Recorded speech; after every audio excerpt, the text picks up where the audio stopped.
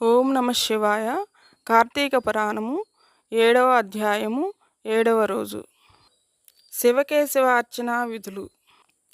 వశిష్ఠుల వారు జనకునకు ఇంకను ఇటులో బోధించిరి.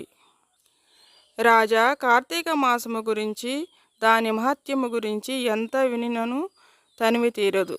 ఈ మాసములో శ్రీ మహావిష్ణువు సహస్ర కమలములతో పూజించిన వారి ఇంట లక్ష్మీదేవి స్థిరముగా ఉండును.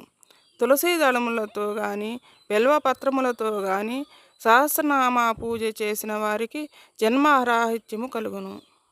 కార్తీక మాసమందు ఉసిరి చెట్టు క్రింద సాలగ్రామం ఉంచి భక్తితో పూజించిన ఎడల వారికి కలుగు మోక్షం అంతయు ఇంతయు కాదు. అటులనే బ్రాహ్మణులకు కూడా ఉసిరి చెట్టు క్రింద భోజనము పెట్టిన తాను తినిన సర్వ పాపములు పోవును.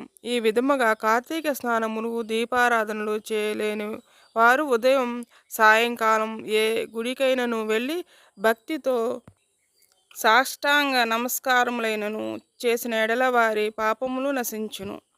సంపత్తి గలవారు శివకేశవుల ఆలయములకు వెళ్ళి భక్తితో దేవతార్చన హోమాదులు దాన ధర్మములు చేసినచో అశ్వమేధము చేసినంత ఫలము దక్కుటయేగాక వారి పితృదేవతలకు కూడా వైకుంఠ ప్రాప్తి కలుగును. శివాలయమున గాని విష్ణాలయమున గాని జెండా ప్రతిష్ఠించినచో యమకింకరులు దగ్గరకు రాలేరు. సరికదా, పెనుగాలికి ధూళిరాను నెరిగిపోయినట్లే కోటి పాపములైనను పటాపంచిలైపోవును. ఈ కార్తీక మాసంలో తులసి కోట వద్ద ఆవు పేడతో అలికి వరిపిండితో శంఖచక్ర ఆకారముల ముగ్గులు పెట్టి నువ్వుల ధాన్యము పోసి వానిపై ప్రమిద నుంచి నిండా నువ్వుల నూనె పోసి వత్తి వేసి వెలిగించవలెను. ఈ దీపము రాత్రింబవళ్ళు ఆరకుండా ఉండవలెను.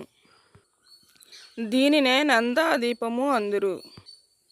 ఈ విధముగా చేసి నైవేద్యమిడి కార్తీక పురాణము చదువుచుండిన ఎడల హరిహరులు సంతసించి కైవల్యమొసంగెదరు.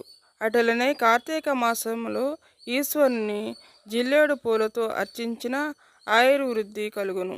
సాలగ్రామమునకు ప్రతినిత్యము గంధము పట్టించి తులసి దళములతో పూజించవలెను. ఏ మనుజుడు ధనము బలము కలిగియు కార్తీక మాసమందు పూజాదులు సలపడో ఆ మానవుడు మరుజన్మలో సునకమై తిండి దొరకక ఇంటింటా తిరిగి కర్రలతో దెబ్బలు తింటూ నీచ స్థితిలో చచ్చును. కావున కార్తీక మాసము 4 రోజులు పూజలు చేయలేని వారు ఒక్క సోమవారమైనను చేసి శివకేశవులను పూజించుచు ఆ ఫలము కలుగును. కనుక ఓ రాజా, నీవు కూడా ఈ వ్రతమాచరించి తరింపుమని చెప్పెను. నమ శివాభ్యాం నవ యౌవనాభ్యాం పరస్పరాశ్లిష్ట వపుర్ధరాభ్యాం నాగేంద్ర కన్యా వృషకేతనాభ్యాం నమో నమ శంకర పార్వతీభ్యాం. ఇట్లు స్కాందపురాంతర్గత వశిష్ఠ ప్రోక్త కార్తీక మహాత్మ్యమందలి 7వ అధ్యాయము 7వ దిన పారాయణము సమాప్తము.